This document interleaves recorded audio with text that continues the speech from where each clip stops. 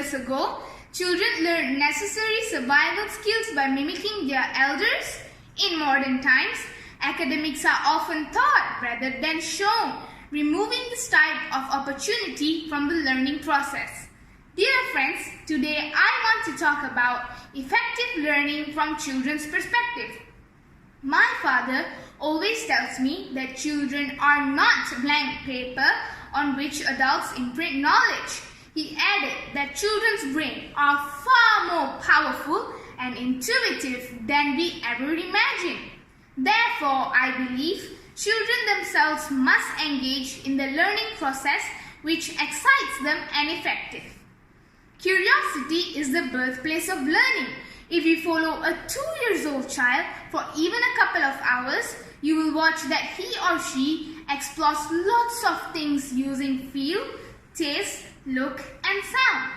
If a parent or teacher can harness the power of curiosity, it's like riding on a wave which already has a momentum.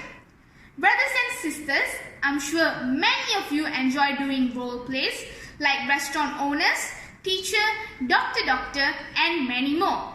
These imaginative scenarios in which children take roles, props, teams, and collaborate with other children is one of the most crucial avenues for learning.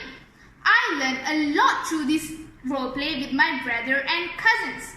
My mother introduced addition and subtraction when I did a role play as a restaurant owner at school. Our teacher gave us monopoly currencies to teach us about money. Personally, I find it more effective when I get to imagine and involve in real-life scenarios. Of course, via this role play, my parents and teachers introduced many words which enriched my vocabulary. I still remember the longest word in English taught by my parents while having a spelling bee at home. Have you ever heard of pneumono-ultra-microscopic silico-volcanoconiosis? Dear folks, I know that many of you will agree with me if I say that learning must have the elements of fun.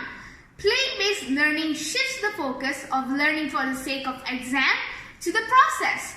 Mathematics can easily be a tedious and dry subject, full of repetitive problems. But when teachers add games to the curriculum, children's attitude towards maths changes dramatically. Do you remember when was the last time you had a good belly laugh? If you're lucky enough to have laughter as a part of your everyday life, you can easily remember what triggered it. I enjoy my Tamil subject class because of my teacher who can crack jokes related to the topics. If I may suggest, I want my teachers to use funny songs, games or silly phrases to start a lesson. The positive beginning sets up the lesson for success. Imagine if you can learn a few subjects from one activity. Wouldn't that be fun and easy? Let's take gardening for example. Gardening touches so many different school subjects from the science of photosynthesis, nutrition, math, English and even other languages. Getting in touch with dirt and bugs might help children to overcome their fear. If lessons or subjects are conducted outdoor, children will involve in it interestingly. In a nutshell, learning must nurture children how to think, not what to think.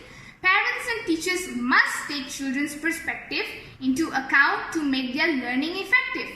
I suggest children to take control of your learning. After all, learning is going to be our lifelong affair. Let me leave you with these wise words of Vince Gilman. You cannot make people learn. You can only provide the right conditions for learning to happen. With that note, thanks a lot folks. Happy learning.